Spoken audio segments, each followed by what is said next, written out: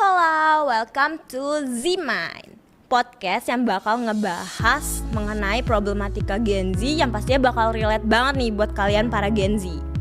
Aku Kia, dan di podcast kita kali ini kita bakal ngebahas topik yang lagi anget banget nih diperbincangkan, yaitu mengenai Gen Z yang sulit mendapatkan pekerjaan. Gen Z adalah generasi yang tumbuh besar di era digital, terbiasa dengan teknologi dan memiliki cara pandang yang unik mengenai dunia pekerjaan. Tapi kira-kira kenapa sih banyak dari mereka yang sulit mendapatkan pekerjaan? Yuk kita bahas lebih dalam.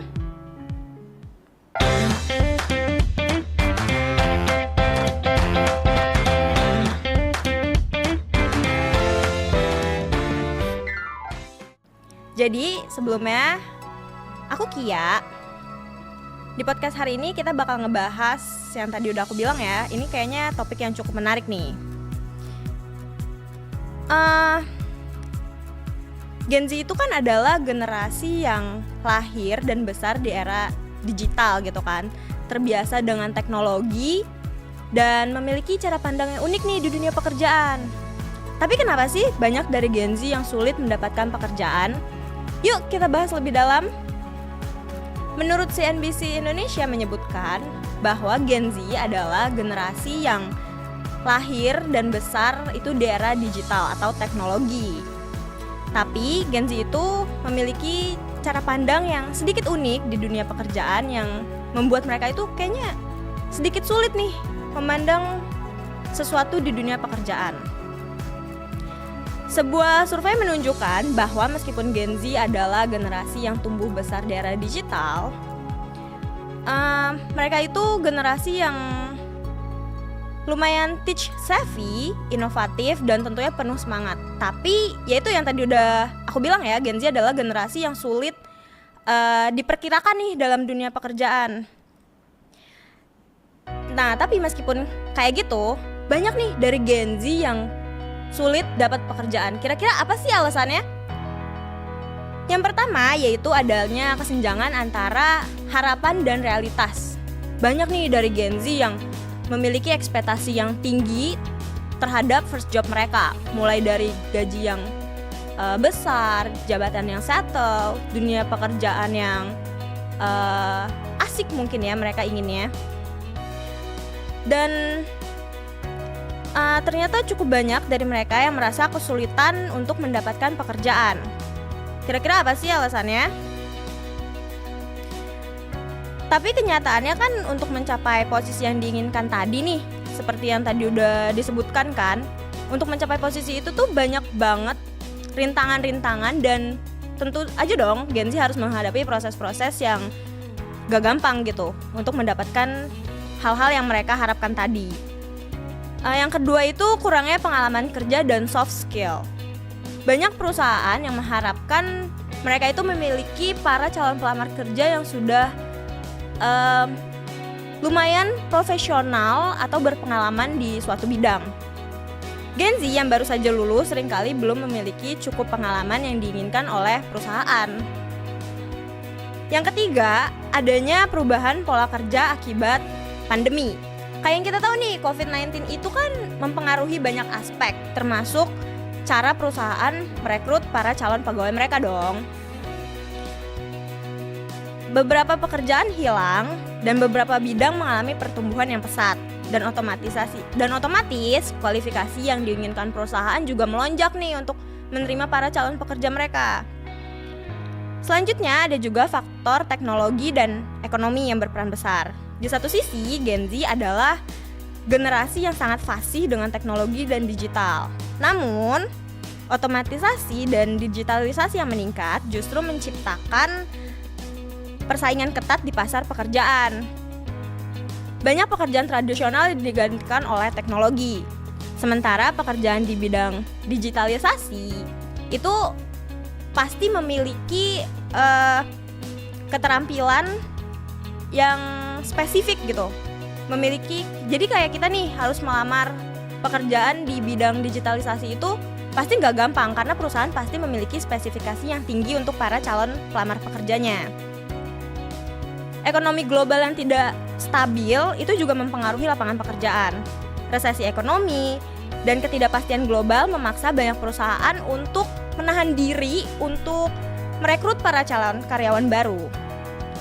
Gen Z yang sebagian besar baru saja memasuki dunia kerja seringkali menjadi yang pertama merasakan dampak dari kondisi tersebut. Lalu apa yang bisa dilakukan oleh Gen Z untuk mengatasi tantangan ini? Yang pertama, itu penting untuk mengembangkan keterampilan yang relevan. Kalau perlu nih, kalian bisa mengikuti kursus atau webinar online yang sesuai dengan minat yang kalian geluti. Jika sebelumnya hard skill menjadi fokus utama, sekarang kemampuan berkomunikasi yang baik, kerja tim, kepemimpinan, dan adaptasi juga sangat penting. Jangan ragu untuk mengikuti kursus tambahan kayak pelatihan atau magang guna menambah pengalaman. Banyak banget nih sekarang nih, kalian tahu gak sih, lagi tren banget anak-anak yang belum lulus kuliah itu mereka udah coba magang di perusahaan-perusahaan besar atau perusahaan yang mereka inginkan. Hal itu tuh untuk apa sih kira-kira? Kenapa sih para mahasiswa yang belum lulus itu mengikuti magang?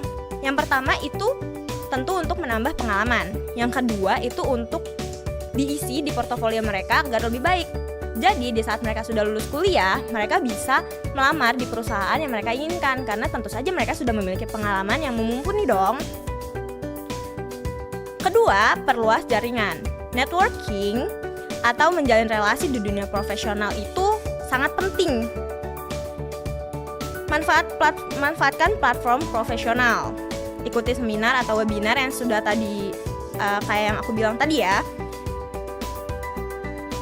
Dan jangan takut untuk bertanya atau meminta saran dari mereka yang udah berpengalaman di bidangnya. Kayak misalnya nih, kalian boleh banget nih nanya ke orang tua kalian atau ke teman kalian yang sudah berada di bidang tersebut. Kayak nanya, kayak gimana ya kira-kira cara masuknya, cara kerjanya tuh gimana, nanti di sana bakal ngapain, segala macam. Itu nggak apa-apa banget. Jangan malu untuk bertanya untuk hal-hal yang kalian inginkan atau kalian ingin capai gitu. Karena bertanya, apalagi bertanya sama orang tua gak sih, harusnya tuh gak malu gitu. Gak apa-apa untuk bertanya. Nah, dari sisi perusahaan, ada pandangan bahwa Gen Z itu sering berpindah-pindah tempat kerja atau job hopping. Mereka itu dikenal menginginkan work-life balance yang bagus dan kurang suka dengan struktur kerja yang monoton atau itu-itu aja. Gen Z ini banyak banget yang mengharapkan lingkungan kerja yang fleksibel jam kerjanya, terus lingkungan kerjanya sehat, teman-teman kerjanya asik gitu kan. Nah, ini nih menimbulkan tantangan bagi perusahaan untuk menemukan cara menarik dan mempertahankan talenta dari Gen Z. Karena kayak yang kita tahu ya, Gen Z itu adalah salah satu generasi yang kreatif banget pokoknya. Gen Z itu bakal menemukan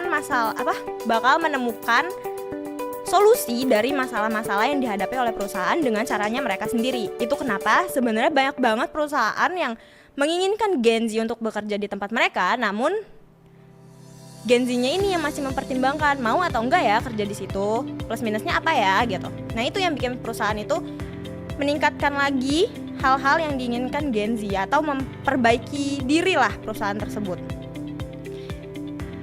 Beberapa perusahaan itu udah mulai beradaptasi loh dengan menawarkan lingkungan kerja yang lebih fleksibel, kesempatan bekerja dari rumah, hingga budaya perusahaan yang lebih inklusif. Mereka juga lebih terbuka nih untuk memberikan kesempatan bagi para Gen Z yang baru lulus asalkan mereka mau belajar dan beradaptasi. Kia, jadi apa sih kesimpulan dari podcast kita kali ini? Kesimpulannya adalah, meskipun ada banyak tantangan yang dihadapi oleh Gen Z dalam mencari pekerjaan, ada banyak juga nih solusi yang bisa kita dapat. Dan kita harusnya percaya ya, di dunia kerja itu emang berubah. Dan setiap generasi itu pasti ada masalahnya masing-masing. Kayak generasi Gen Z yang dihadapi Gen Z sekarang nih, masalahnya yaitu tentang Gen Z yang sulit mendapatkan pekerjaan. Itu salah satunya ya.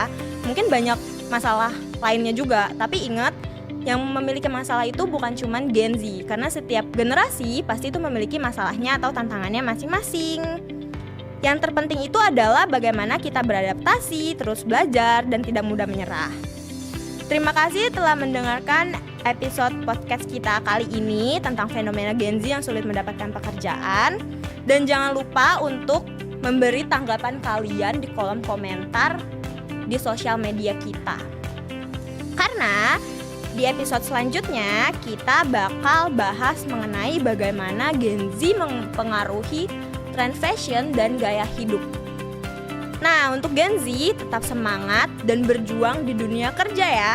Bye-bye.